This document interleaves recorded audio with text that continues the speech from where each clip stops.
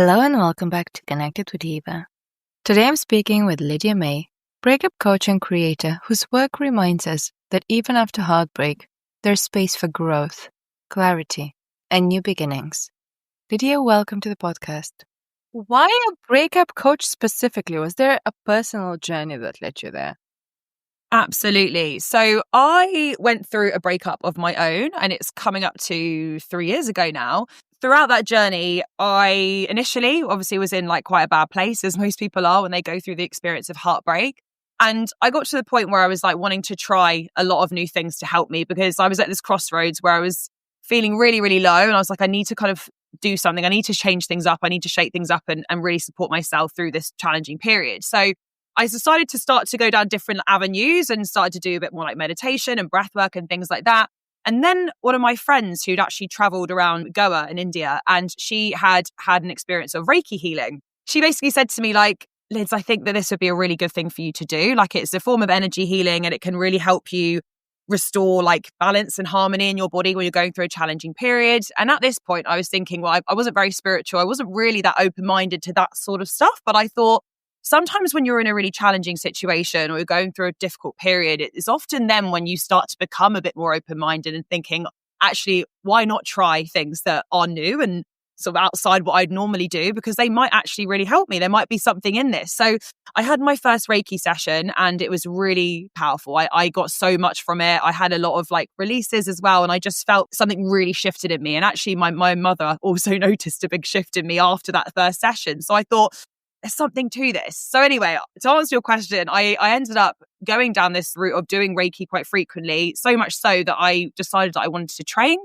And through that, I became a Reiki master over the course of a year. I did my 3 levels of training. And then I started to think, I really want to support people who went through the experience that I went through, who are going through the experience of heartbreak. I know that Reiki really helped me, so I want to share that with people. But then I also really loved the idea of talking to people and being that safe space for people as well when they're going through heartbreak. So I blended the two, and I thought, why not blend coaching and Reiki together? Because I was also having kind of therapy and things like that amidst the Reiki. And those are the two things that really helped move the needle on my healing journey. So I thought, why not push those things together that really helped me and form myself as a breakup coach?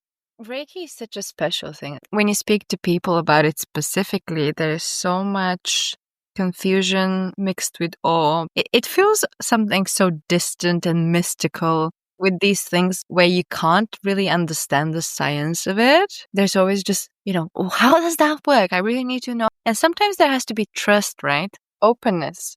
Absolutely. I went in open. I think it's important to go in open, right? To a degree anyway. And I was like, whatever happens will happen. What's the worst that can happen? I don't really like it. Was not really bought into it. And then I don't have to do it again.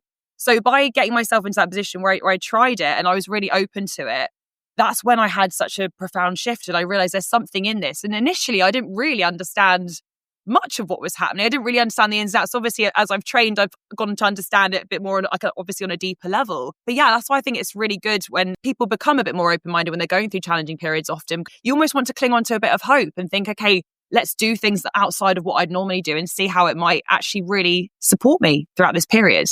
Talking about this combination, how do you create that practice now? So Reiki is all about intention. So you can set the intention to channel the Reiki energy to go to a certain person, wherever they are. It doesn't matter if they're in Australia and it's 11 p.m. or they're somewhere else and it's 3 a.m. You can set the intention and channel the Reiki energy to go to them at that point. And not all clients want Reiki. Some clients just want coaching, and that's absolutely fine. I do a lot of other practices with them. Clients that want to incorporate Reiki as well, what we'll do is we'll have usually about 60 minutes of coaching where we'll work out and get them to tune into their body and the areas that they're feeling tension and things like that, because our body keeps a score and our body tells us a lot about where there might be blockages and things like that. So I'll always get clients to tune into their body and do a bit of a meditation and say, okay, well, where are you feeling your heartbreak right now? And they'll go, oh, it's in my chest, or oh, it's in my lower back, or I'm feeling it in my stomach. And with Reiki, you have 7 core chakras and each chakra governs different things. So their body, from what they're telling me, will know kind of where those blockages might be. But then obviously with the Reiki, we'll set a powerful intention to go to where it needs to go. And we'll set intention, okay, let's set the intention for the Reiki to help clear blockages in the heart space, let's say. So kind of bringing it in that way, but obviously it's done for the most part at a distance, which I know is quite a strange concept in many ways, but it's just Reiki is all about intention. I mean, it is a strange concept for some, but actually I know somebody who had a similar experience, and she said her energy just shifted so much afterwards. It was that kind of intention. So, you call and the intention is sent your way. And then there is this big unblocking happening. There's so many things that we are not even aware of in ourselves that are so deep. And even with a lot of awareness and a lot of years of self-work, you would never even have a clue how to reach it, how to unlock it. So that's why this is so important. Yeah, and I think it's really important. That's why I work really closely with my clients to get them to tune into their body. Obviously, as a Reiki therapist, when you're channeling Reiki and you kind of do a scan of someone's body, you can identify and tune into where those blockages might be. But I think half of it is allowing the client to be able to know that they have that ability within themselves to meditate, get themselves into a calm, relaxed state and really tune in. Where am I feeling that tension? What is my body trying to tell me? And allowing people to realize that whilst, yes, a Reiki therapist or a Reiki master can channel the energy, but people have that power within themselves as well, and allowing people to feel empowered and feel excited by the fact that they actually can really help heal themselves and they know themselves the best and they can tune into themselves and really understand what's the areas that I need to work on. And often let's say a client will go, I'm really feeling it in my stomach area. That's aligned with the solar plexus. Now, the solar plexus chakra is all about our confidence and it's linked to our willpower and our personal power and things like that. So often when someone's going through a heartbreak, they might experience blockages in the solar plexus because they might have had a confidence knock or not feeling very motivated, feeling a bit flat or empty. So we'll then start to do and set the intention. And I'll say to the client, let's set a clear intention. What do you want to achieve from this Reiki? And they'll give that to me and they'll think that in their head when channeling Reiki. But also with the solar plexus as well, I can give them exercises to help move that area of that body, do stretches, yoga poses to help release stagnant energy that's stored in that area. And as you were mentioning, it can be really layered and it can be quite deep. And you can have people that have lots of Reiki sessions and then suddenly they can have a really big release or of laughter or tears or whatever it might be. It's that's stored in your body, sometimes decades, right? And then release. It's such a beautiful thing to witness. Also, I feel like I need to add this here because when I did my Reiki session, I didn't know any better. So afterwards, it was my birthday and I booked it for my birthday. I went to Oxford Street, which is, for people who don't know, the busiest street in London. Because after Reiki, you're a sponge. You need to kind of be away by yourself for a few days, right? And I did the opposite, which didn't have a good impact. The Reiki energy can work its way through your body for up to 72 hours after a session as well. So often I say to clients, just take it easy, no trying to run a marathon or marathon train or anything. But sometimes people, interesting enough, get a burst of energy. So I've had a lot of clients that have said, after the Reiki session, I felt like I wanted to clean my entire house, things like that. And I'm go for it, but just take it easy. Also about drinking a lot of water because you're releasing toxins as well with the Reiki. So it's important that you're rehydrating and kind of almost feel it's your body's recalibrating in many ways because you're releasing stagnant energy and releasing blockages and things like that. And people sweat quite a lot in Reiki as well. So it's about really helping your body recharge and restore and rehydrate after it. Once things have been, I guess if you can view it being flushed out in a way, and then you have to recharge. To the point that, people would love to talk about breakups. Sometimes, talking about trauma, for example, you can have a wonderful childhood, no real trauma that's really shaped you as a person or really had an effect on you. But then you go through a breakup when you're a teenager or an adult, and it can actually break you as a person. And that can carry over throughout your entire life if you don't work on that or you don't shift it. Because when we talk about trauma, a lot of the trauma we talk about is childhood trauma, right? And I feel like maybe because of that, people are oh, no, it's fine. I just had a breakup. I'll bury it somewhere. A few years will pass and I'll forget about it because people don't realize that still needs to be worked on. I always sort of say to my clients is it's really important to have a lot of compassion with yourself throughout the process and understand. And I talk a lot about in terms of the neuro processes as well, and the way that our brain works, so people can understand that there is actually a lot that goes on in the process of breakups. Our brain is wired to crave what's familiar. So there is this absolutely this detachment process that happens, on that kind of physiological level as well as in terms of how we're thinking in our mind and our emotions towards it. So there's a lot that comes to play. So I always want clients to remember to be really compassionate throughout the process and understand that, there can be a lot of layers to what's happened. But often when people go through the experience of breakups, it can dig up a lot of old wounds. And I'm a firm believer that these wounds come to the surface so that we can really take a look at them. Often when people go through breakups, it's like their whole world's come crumbling down. And I always say it's like this breakdown before this massive breakthrough and shift in people's lives. Like, it's often heartbreak that can become the catalyst for people to get them to where they want to go. But sometimes things really have to break down and to be really stripped back to allow people to have this space, the opportunity to look at how they've been acting and what's been affecting them, and these wounds that might have been suppressed or ignored, or areas of their life that they might have been neglecting themselves, and how they can start from scratch again and be like, right, now I'm going to put myself first. Now I'm going to start to give myself the love that I give so freely to others. So it's about really shifting perspective of breakups. Whilst they can be a very painful thing to go through, also looking at it as a fantastic opportunity to grow and rebuild and catapult yourself into the life that you really desire. So it's not all bad. I actually think breakups can be a really powerful thing if they're kind of alchemized and shifted in the right way. So a few years ago, I had a breakup, and it's one of these breakups where the relationship just kind of ends, and it's not one person's fault or the other. And when it's finished, I was like, breakups, the ones that affect people, are the bad breakups, right? So at the beginning, that was my thinking. And then I realized these kinds of breakups where it's almost like a quiet breakup, they also affect you. And also you need to kind of process that and grieve that relationship and learn from it as well. And actually, you might not be fine and not even realize it as easily as you might realize it if it was a big dramatic breakup. And what's really interesting that you say about that is sometimes it's not these big dramatic breakups where there's been maybe infidelity or something really like dramatics happen like that. So it can sometimes be like the term like slow death breakups where things have kind of phased out over time, which can actually in many ways knock people's confidence. But when it's nothing specific has happened, it can often be in those sort of breakups where people ruminate a lot, because as I mentioned before, like our brains are wired to crave what's familiar. And so when we're feeling, pain in our hearts and that physical pain as well, our brain is trying to make sense of it. So what it will do is ruminate. It'll go, okay, I'm feeling pain. I know you're feeling pain. Let's make sense of it so that we can fix it. So often when there isn't this specific reason or thing that's happened that has caused the breakdown of the relationship, that's when rumination can really play. It's like, could I have done things differently? And all the what ifs, how could this have ended in another way? And maybe we are right for each other. Have we made the right decision? Because neither of us have done anything wrong in particular. Things like that. That's when it can really be quite challenging. And you also still go through the process of detachment because they were a part of your life, and then you're learning to do life without them. So that detachment in itself, no matter the circumstances, that process of them being in your life and no longer being your life, it needs the love and the care and the attention that it deserves, and that compassion, because it's still a big thing to go through, irrespective of how it might have played out that way and how the circumstances that led you there.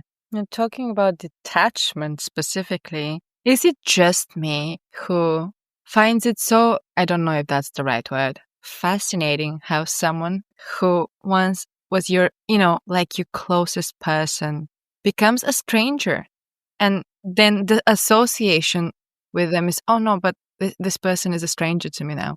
And this process is something that I'm like, it's so fascinating in a way, right? Definitely. And actually, I have a course that you can get via TikTok that is the 14-day detachment process to help people through the steps of detachment, because it's a really big thing. I think the first point about it is that awareness. How is this process affecting me? How am I feeling about the fact that they're no longer in my life? And then it's kind of really acknowledging the processes behind why we form those attachments and really understanding what's going on in our bodies so that we're not thinking that there's something wrong with us or that we're broken or that we're not moving in the right direction. It's about really having that air of compassion by like, oh no, this is something that happens to everyone. Like, it's natural. Our brains are wired this way to form those attachments and those connections. And now I'm learning to detach. But then a lot of the work that I do and with clients is really blending mind, body, and energy work. So as I mentioned, the energy work with Reiki, because that can help you cut those kind of ties in terms of from your heart chakra and things like that. But then also it's I do a lot of somatic work with my clients and breath work to help them really ride the wave of emotion and not allow it to consume them, but allow it to move through them. A lot of somatic work, like somatic shakes as well, because a lot of it's stored in our body. The reason why nervous system regulation is such a powerful thing when people are going through breakups is because you're teaching your body to feel safe again without them around. Your body views them as you're safe and familiar, irrespective of whether the relationship was healthy or not. They are still, at this point in time, you're familiar, you're normal, which is why your brain's kind of freaking out when they're not around. So it's about giving yourself that calm, and through nervous system regulation, through self-soothing, to show yourself, okay, I'm alone, but I can soothe myself and I can still feel that calm. And what that does is it shifts your body from this fight or flight response to a rest and digest. That's why nervous system regulation is so key when in the process of detachment. It really touched upon something that I experienced myself. Talking about safety and self-soothing. When you hear these things, it's always like, oh, yeah, sure, right, sure. That's normally like people's response. And then when you actually start doing it yourself, it blows your mind.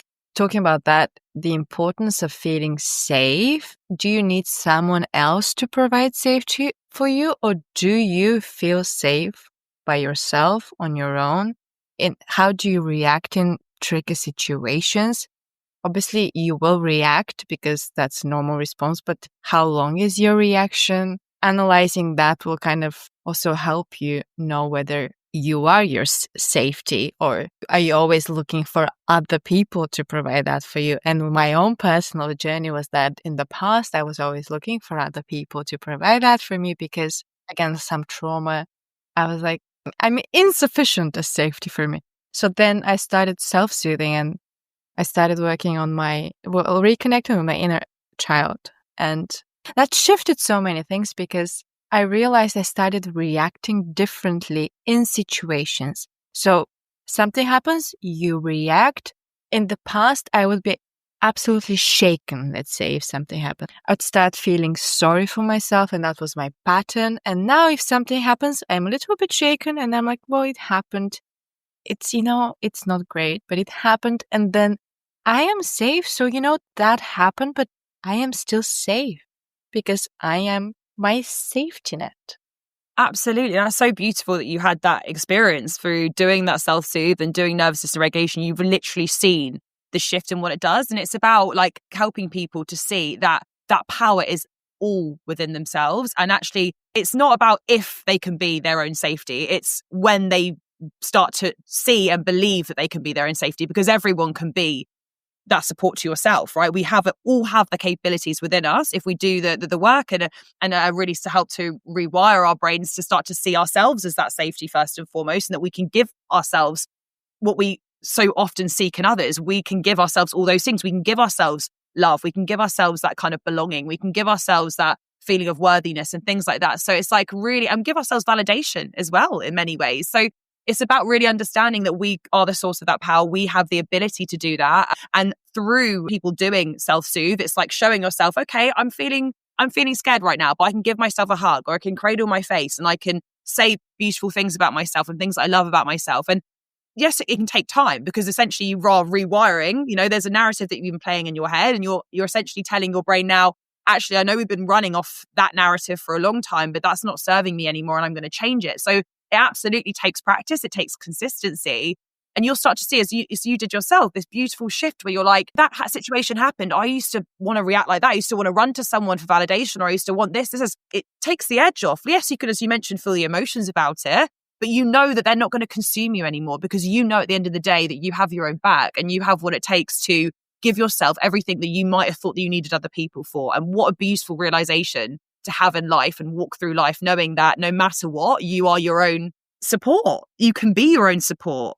It changes what you look for in others. But talking about these self-soothing practices, what's a simple one that you recommend for people? I always like doing like the hugs. So it's when you literally like give yourself that hug and like rub your arms as well and like really like soothing your body, and also like massaging your body. It's like a really good way of like building that connection with yourself. Another thing is the butterfly taps, where you tap on alternate shoulders as well. My personal favorite is face cradle, where you cup your jaw essentially with you put the palms of your hands on your cheeks and you kind of rub with your thumbs, you rub your face. And it's like a beautiful thing to do. It makes you feel so held and loved by yourself. But also I always tell clients to pair it with like affirmations and say like, I am loved, I am seen, I've got my own back and things like that. And I think it's really powerful when you do those things because you're helping your brain remember it and store it and believe it, because you are having a regulated nervous system, regulating your nervous system as you are saying those positive affirmations. That's why they go so well together, because your brain's going, oh yeah, I'm telling myself this new narrative and I'm also feeling really calm. So it's right. It takes it in. It's more of a sponge. Well, yeah, because sometimes if you just say things and you're tense, there's a mismatch because, no, I'm tense. So what are you telling me? Obviously, that's not the case because, like, I'm shaking or I'm comfortable. This is such a good way to look at it. Yeah. And what's interesting is that a lot of clients have said to me before, like, I've been doing loads of positive affirmations. I'm like, amazing. Like the intention for positive affirmations is there. That's incredible. It's beautiful to do positive affirmations. But they're like, they're not really hitting. And I'm like, because you're not believing what you're saying. So you need to kind of start in a way that it's like, oh, I'm on my own journey. I'm trying my best and I'm doing like, kind of like meeting yourself where you're at. And then absolutely you can evolve them into like really powerful ones. But I think the key thing here, and this is why I really do blend in my work with clients is mind, body and energy work, is that mindset work's incredible, right? Giving yourself that positive narrative, etc. But if your body physically is not aligned with what you're telling it, it's harder to move the needle in your healing journey because your body needs to feel safe. Your mind, you can tell your mind loads of things. And yes, our thoughts create our reality and our mind is a very powerful thing, as we know. But also in order to really take some big leaps, it's about letting your body catch up. So you can say things to your mind, so let's talk a narrative in your mind. But if your body's still feeling really tense, it's not really going to land in the same way. So it's about allowing your body to relax, your nervous system to be regulated, and you to do all this beautiful mindset work. And that's when I see clients making some really big waves in their healing journey and really able to fall in love with themselves again and start to really be comfortable holding boundaries, etc. And then just, it's like a phoenix rising from the ashes. It's beautiful to see. Oh, talking about boundaries. Love that topic. So something I keep saying, I think, when I speak to people is that in my 20s, I was basically one of these people who just can't say no and will just go along with everything because I was a people pleaser and I was always like afraid or wary of how people would react to me. And then I kind of became like the opposite now because I built these really, really, really strong boundaries. And they're always shifting because you never stop building yourself as a person. But that's so interesting to me, boundaries, because as somebody who was the opposite and who had none, I know how difficult it is, specifically when you start. Because when you start, you have no experience of setting boundaries. Your body doesn't have any experience of setting boundaries. Your mind doesn't have any experience of setting boundaries. So it's like a terrifying thing. When somebody asks you something and you say no, you're almost like shaken to the core with your own response. That's when you start at the beginning. Absolutely. So with boundaries, I think it's the ultimate form of self-care is putting boundaries. And what you're doing, the reason why people often start to build confidence and feel really empowered when they start becoming more comfortable setting boundaries, you are saying a very clear statement to yourself and to others and to the universe that your needs matter as well. And yes, the needs of others matter. Like we all matter, but it's about saying, actually, I matter too. And I think, especially when people have the tendency to people please, when you first start setting boundaries, because I, again, was a big people pleaser as well. I remember when I first started setting boundaries, I'd feel really aggressive and I would just be saying no about something like, I'm really sorry, I'm not around for that, or I'm not available for that, because I'd be really tired. And I feel like, oh gosh, I sound really rude and aggressive and angry and all these things. And like all these kind of connotations I had with saying the word no. And one exercise I actually do with clients, I think it's really powerful, is to say no in different tones. So it's like a worksheet that I give people where they practice in the mirror saying no. And you can say no like quite lightly, or you can say no like firmly but politely, like no. And like sounds funny, but like it helps people become more comfortable saying the word no or setting boundaries, whatever that might look like. And I think particularly when people are very, very empathetic, again, with empaths, it's a beautiful thing to be an empathetic person. Of course it is, but it comes with its challenges, because when you're an empath, you start to want to make sure that like obviously everyone else around you is good, like, and everyone else around you is okay, but it can often be at your own detriment. You get comfortable with empaths that can often have the tendency to measure their worth based on what they can give to others and how they can support others. So that can be when, particularly with empaths, it can be a bit more challenging to set those boundaries. But once you do and you start getting more comfortable with it, you realize that you're supporting yourself, but you're also doing yourself a service to everyone else around you, because you're making sure that your cup's full. And when your cup's full, that's when you can give more freely to others. You're not pouring out of an empty cup. So it actually serves everyone for you to hold boundaries and do things that light you up and do things that restore your energy and protect your energy, because then that means that you are better for yourself, but you're also more able to support other people around you when the time's right, This is so important what you're saying, because there are certain people who almost like their life purpose as well is giving, right? But then it can get so tricky, like you say, because when you give, how do you differentiate between when to not, when to stop giving? Because that's kind of your thing and your passion, giving yourself away almost. I think it's about tuning in and like understanding, like intuitively, does it feel right to be giving this much? It's like when I bring the word ego, and I think ego's got a lot of like negative connotations. Like ego seems to be this like bad, horrible thing. And it's not. And we all have an ego. We all have our ego and intuition. And I always say to people, like, the way to kind of tune in is ego often, if you act on the ego a lot, it often brings you like short-term pleasure, like happiness, whatever it might be. But then long-term, it can be like disrupt your peace or cause a bit of pain maybe. And the vice versa with intuition. So I just say to people, tune into your body and be like, what's my energy like at the moment? Am I feeling quite depleted? If I'm feeling depleted, what do I need to give myself? Do I need to give myself more time? Do I need to give myself some rest? View it in a way that, no, you're not being unkind by saying no to people. What's the most important thing is that you're filling up your own cup so that you can give more. You can give yourself more to people if you are full yourself, right? So it's like trying to get rid of that guilt that people feel, but also through doing work which allows you to affirm your own worthiness, you start to realize that you're inherently worthy just because you exist. That's when people can start to be like, actually, no, I don't need to constantly prove my value by overgiving. Again, I feel like it circles back to the safety thing, because this is all about you being sufficient in all aspects. So that's, again, getting back to yourself and working on your connection with yourself, creating this beautiful relationship with yourself. It's all part of that process. And that's why doing things like nervous system regulation is amazing. And also with setting boundaries as well, because your body's moving into this more so this rest and digest state. So you feel like less tense and you feel more relaxed and peace and at calm. And when you're feeling that way, you're more inclined to feel more comfortable and safer setting those boundaries. Another thing is when you start setting boundaries, like often you might start losing certain people in your life that might not be ready for your next chapter. I think a lot of people get scared to set boundaries because they might displease other people and those people might go away. If you setting a boundary to protect yourself and your energy and for your own good is going to make someone walk away from your life, then it might be time that happens. And I know that's like saying that really like kind of generally, and I know that obviously carries a lot of weight, when you're close to someone, you have an attachment to someone and then it kind of leaves. But actually it's allowing situations and people necessarily that aren't really supporting you that way to kind of float away. I do see clients that when they start setting boundaries, like a lot of their kind of world shifts, but it's only going to be for the better, because if there's situations and people that can't stand you setting boundaries for yourself, then they're not really meant to stay. It might just be for a reason or a season that they come into your life, but maybe not a lifetime, And whilst that could be hard, it's about trying to like get yourself to a point where you're at peace with that. Yeah, lots can shift when you start setting boundaries, but it's only for the greater good. It's only for your good, your highest good. I spoke to someone specifically about that on the podcast before, and she was like, yeah, so when I started, saying no to people, all these people just disappeared because they were not happy. And that's the thing, you become a different person. So the person before that had the trauma responses was what attracted these people in the first place. So your new energy will attract new people who are aligned with that new energy.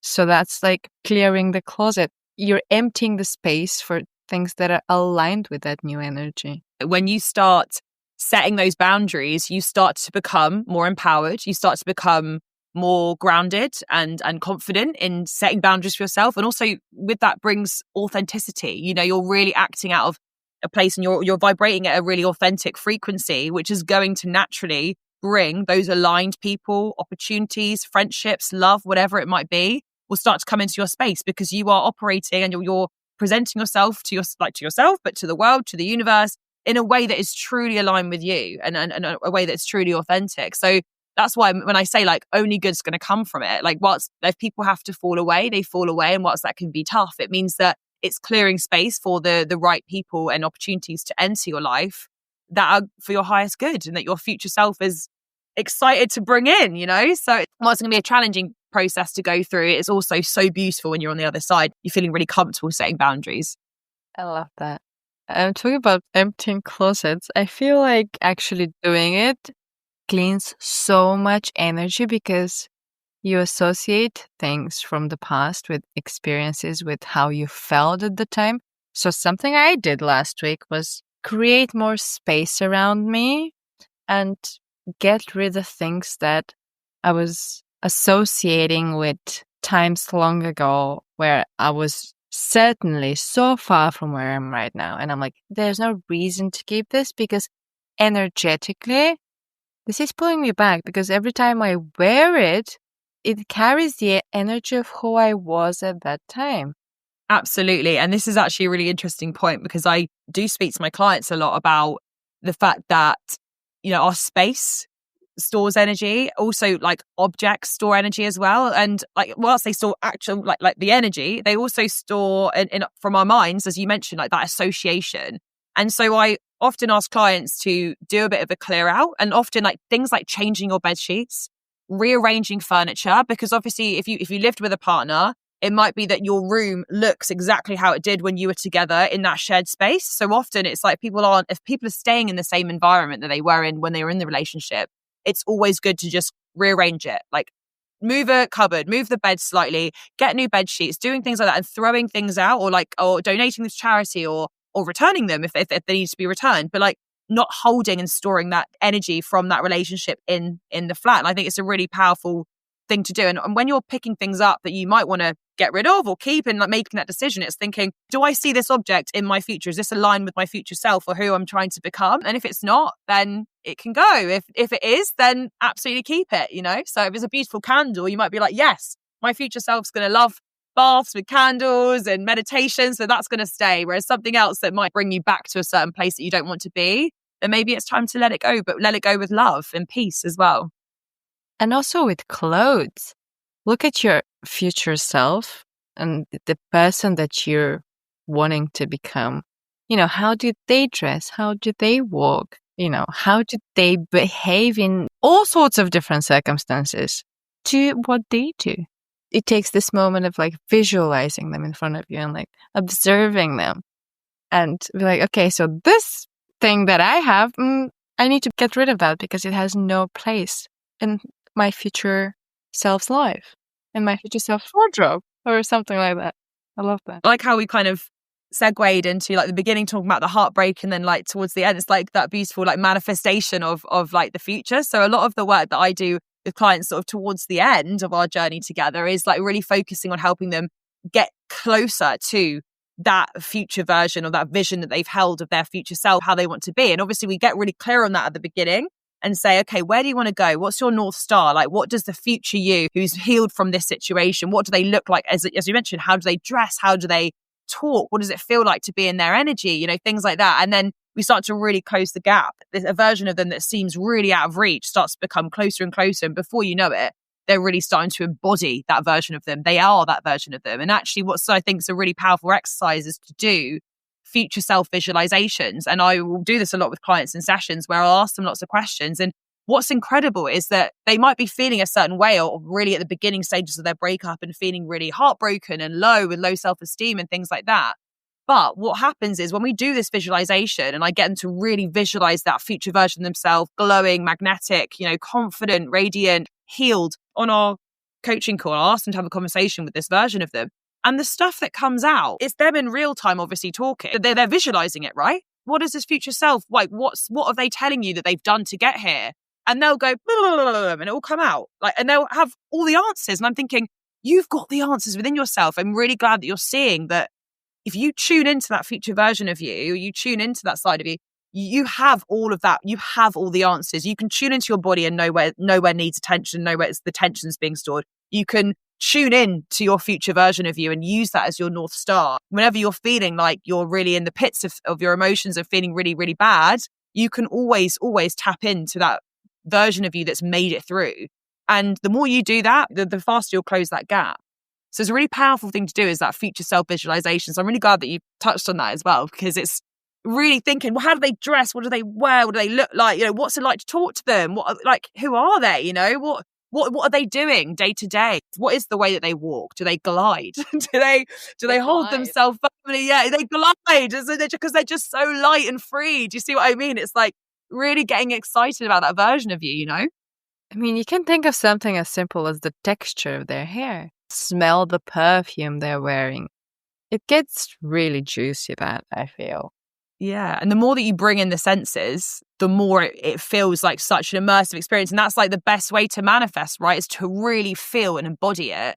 And at the end of the visualizations, I'll often ask the client to visualize that version of them walking, like literally walking into them, like morphing. And they're like, oh, and then like almost people were like, oh, I feel a bit more like pumped. And it's like, you've done that. You have done that yourself. You know, you've created that situation. You know, you've created that feeling within yourself. Even when you came onto this call feeling really bad, you have now pumped yourself up through that visualization. Like, what a gift that you've just given yourself, you see? This is so powerful because for people who say, oh no, that's just like woo-woo visualization. And then when you actually experience it, and like you say, when you also bring in the senses, it becomes so powerful that you cannot yourself deny it. Exactly. Yeah.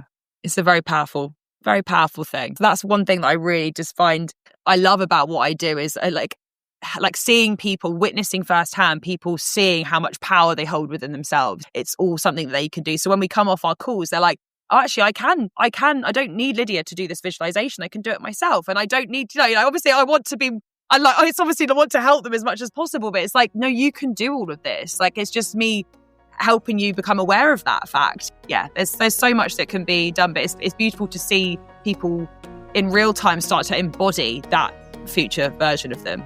Very special.